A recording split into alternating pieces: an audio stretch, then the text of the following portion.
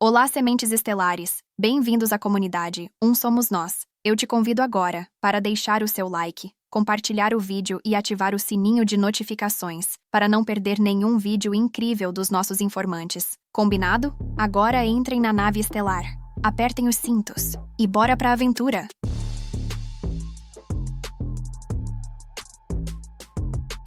UFO Bloodlines and Elite Technology according to John Warner IV. John Warner IV entrevista sobre linhagens de OVNIs e tecnologia de elite.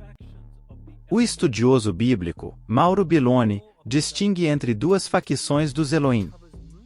A quarta parte da série de entrevistas com David Dare, que cobre os segredos da Lua e as tecnologias espaciais revolucionárias suprimidas.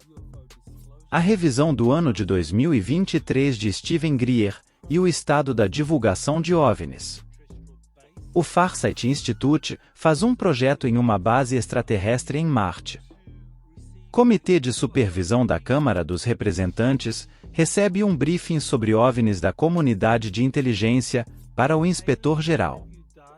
Os dados de uma entrevista com alienígenas estão começando a receber mais atenção entre os pesquisadores de OVNIs.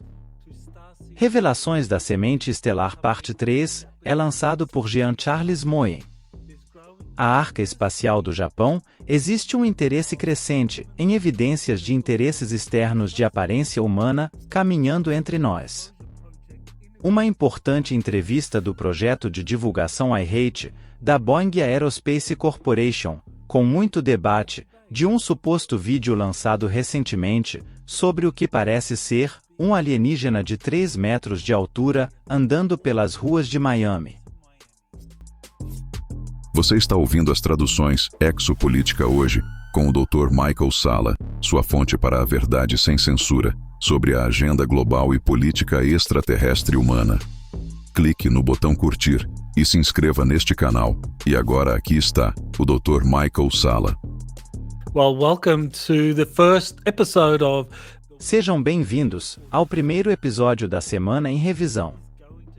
2024 será um ano excelente para a exopolítica, e por isso vou trazer para vocês as principais notícias de cada semana, para que vocês conheçam qual é a história mais relevante na semana.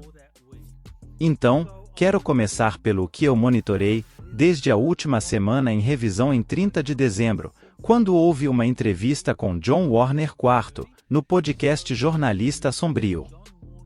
John Warner IV é filho do falecido senador dos Estados Unidos John Warner III. Desta forma, ele tem uma visão panorâmica atual, além de seu pai, que teve acesso a muitos programas classificados e aprendeu muito sobre eles.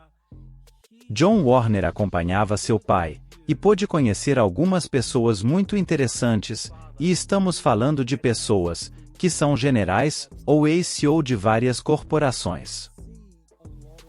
Assim, ele ouviu algumas informações muito interessantes sobre OVNIs, sobre os programas secretos de engenharia reversa extraterrestres, e fez sua própria pesquisa particular para aprender mais sobre isso.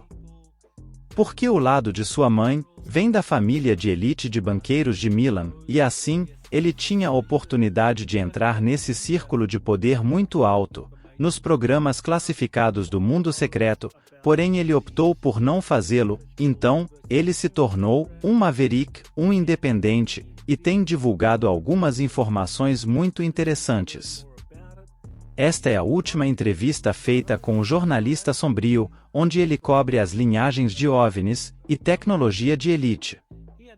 Ele lançou um novo livro, e eu pretendo entrevistá-lo em breve, sobre o seu novo livro, onde entraremos em mais detalhes sobre esse tipo de linhagem familiar, e como eles estão envolvidos com os OVNIs, e na tecnologia de engenharia reversa, que foi desenvolvida secretamente pelas elites governantes.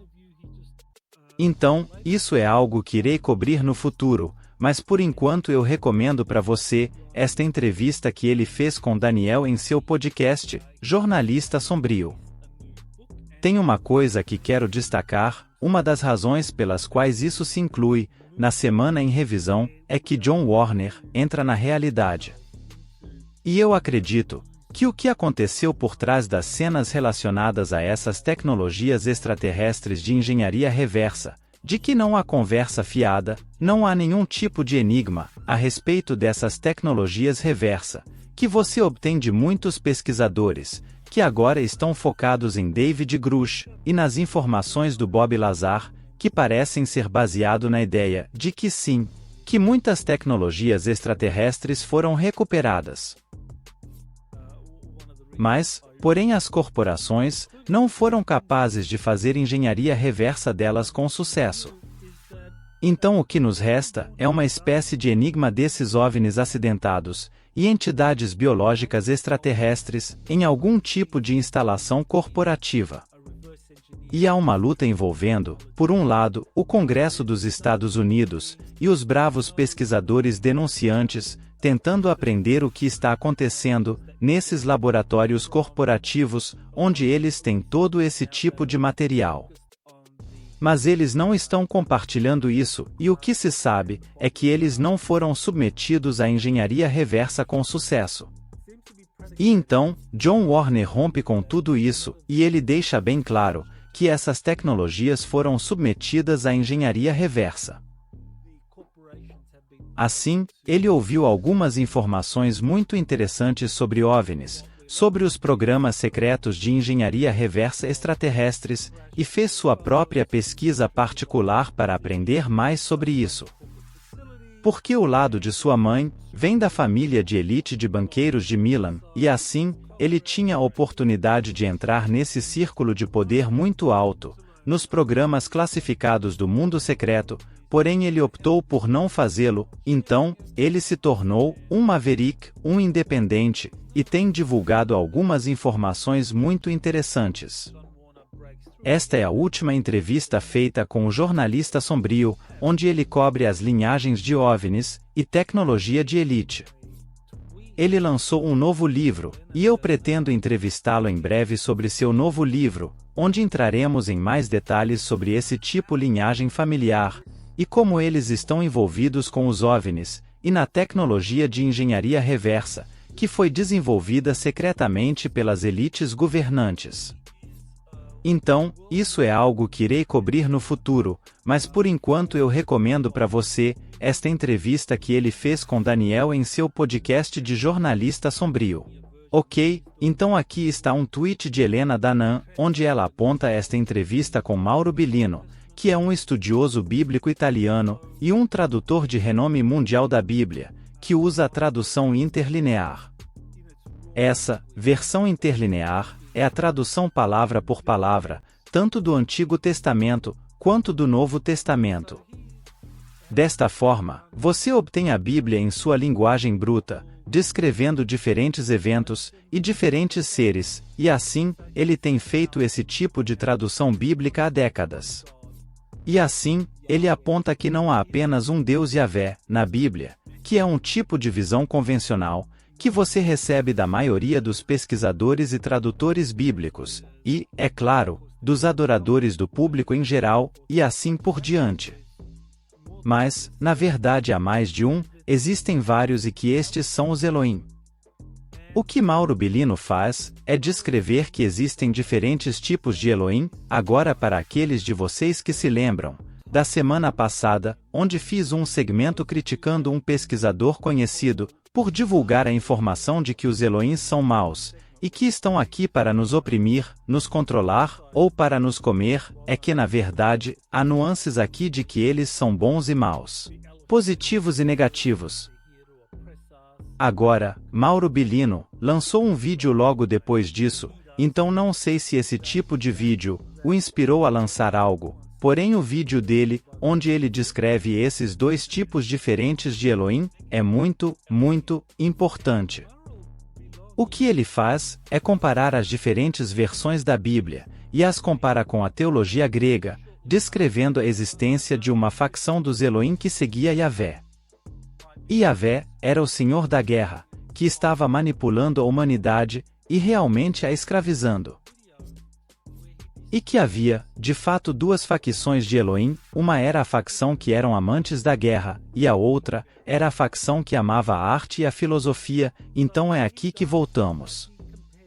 Aqui é onde eu chego ao site, em que Mauro Bilino disse em seu vídeo, ele diz no trecho 15 e 35, que Hefesto e Atena eram os dois deuses gregos da sabedoria e da tecnologia, sendo amantes da arte e da filosofia. Yahvé, por outro lado, era amante da guerra, então você tem duas facções dos Elohim, ou duas facções dos deuses, se estivermos usando o tipo grego de panteão como um guia.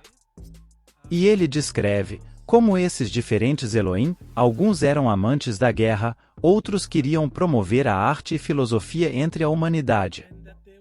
E também, uma das coisas que Mauro Bilino apontou, foi que o Deus Supremo, ou os Elohims, tinham lotes diferentes lançados diante deles, atribuindo Elohims específicos, em diferentes regiões, de modo que isso sugere, que você tinha a Terra, sendo atribuída a diferentes Elohims, como Atenas, se estivéssemos falando sobre os gregos de Atenas. E ela seria designada para dizer que Atena Esparta seria atribuída a um deus grego das guerras, e da mesma forma, no relato bíblico, ou no relato que recebemos dos sumérios, você tem essas diferentes atribuições, de um ser de Elohim ou Anunnaki, sendo atribuídas em áreas diferentes, e então o que obtemos, é que a terra foi dividida para os Elohims. E que Elohims específicos teriam o controle de diferentes territórios. Então sim, acho que isso realmente acaba com a ideia, para aqueles que querem saber, de que os Elohims são brutalmente assassinos para os humanos, como afirma esse pesquisador. E eu acho que vale a pena ressaltar que isso também é o que o Estado Profundo quer. O Estado Profundo quer que acreditemos que os deuses antigos, eram todos malvados, brutais e assassinos. E isso é algo que precisamos ter cuidado com esta perspectiva, que os deuses que retornam são uniformemente maus, brutais e assassinos. Ao contrário, de acordo com a pesquisa que tenho feito, o retorno dos Elohims está acontecendo, o retorno dos deuses está acontecendo, e o que precisamos fazer é ter nuances, precisamos identificar quem são os amantes da guerra, e quem são os amantes da arte e da filosofia. Porque os amantes da guerra, bem, você sabe, eles só irão nos manipular, porque querem nos usar como vassalos em suas guerras, porque nos veem apenas como instrumentos contundentes, que podem ser usados para assumir o controle do território.